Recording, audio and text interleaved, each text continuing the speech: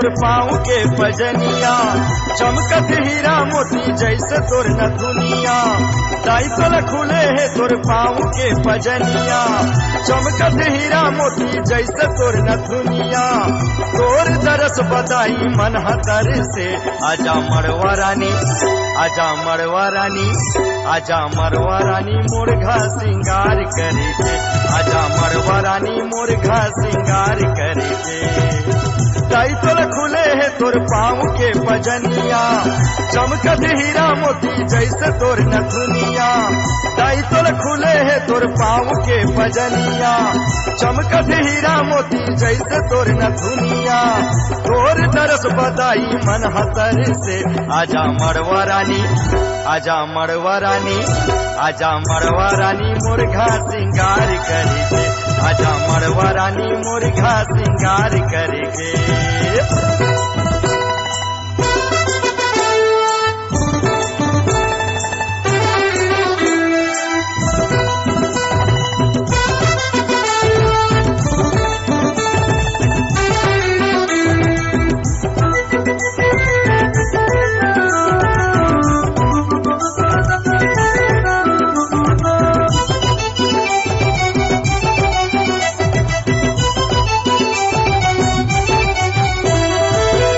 छैया रेंगना तोर पैरी बाजे छम छम, ताक दिना दिन मादर बाजे ढोल बाजे धम धम। छमक छैया रेंगना तोर पैरी बाजे छम छम, ताक दिना दिन मादर बाजे ढोल बाजे धम धम। गाए नहीं जानो मैं दाई, नहीं जानो मैं सरेगम, पर तोर भक्ति सेवा माँ लगे रही हरे दम।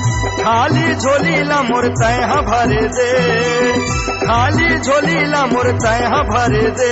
आजा मड़वा रानी, आजा मड़वा रानी, आजा मड़वा रानी मुर्गा सिंगार करेगे, आजा मड़वा रानी मुर्गा सिंगार करेगे। दाई तोल खुले है तोर पाँव के पजनिया, चमकत हीरा मोती जैसे तोर नथुनिया। दाई तोल खुले है तोर पाँव के पजनिया, चमकत हीरा मोती जैसे तोर नथुनिया। तोर दरस बदाई मन हतर से, आजा मड़वा रानी, आजा मड़वा रानी, आजा मड़वा रानी मुर्गा सिंगार करेगे, आजा मड़वा रानी मुर्गा सिंगार करेगे।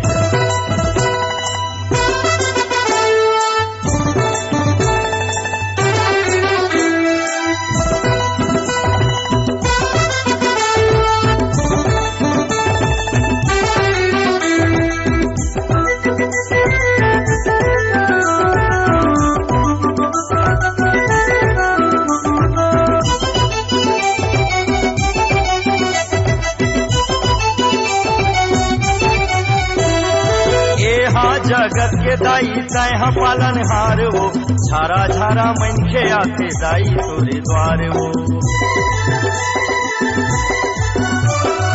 यहाँ जगत के दाई तैहा पालन हार हो, झारा झारा मनखे आते दाई तोरे द्वार हो। खासे ता सब बछल के माया दुलार हो, गुस्सा रूप तोरे लगते अंगार हो। बिगड़ी बनोया माता नारी नरी के, बिगड़ी बनोया माता नारी नरी के।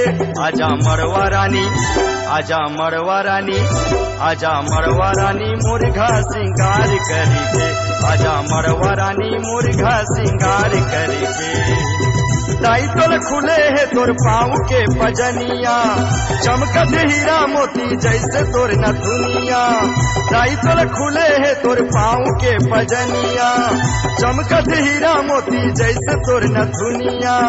तोर बरस बदाई मन हतर से, आजा मड़वा रानी, आजा मड़वा रानी, आजा मड़वा रानी मुर्गा सिंगार करेगे, आजा मड़वा रानी मुर्गा सिंगार करेगे, आजा मड़वा रानी मुर्गा सिंगार करेगे, आजा मड़वा रानी मुर्गा सिंगार करेगे, आजा मड़वा रानी मुर्गा सिंगार करेगे, आजा मड़वा रानी मुर्गा सिंगार करेगे। हाँ, HK म्यूजिक कंपनी की भक्तिमय प्रस्तुति लेकर आए हैं मैया के श्रृंगार, जिसे अपने मधुर सुर से सजाया है संतोष चौहान रोगदीहा ने और धमाकेदार संगीत से सजाया है तुलसीराज चौहान ने। तो जल्द ही ले आइए अपनी नजदीक की म्यूजिक सेंटर से super hit audio video album मैया के श्रृंगार, संतोष चौहान का नया प्रस्तुति मैया के श्रृंगार।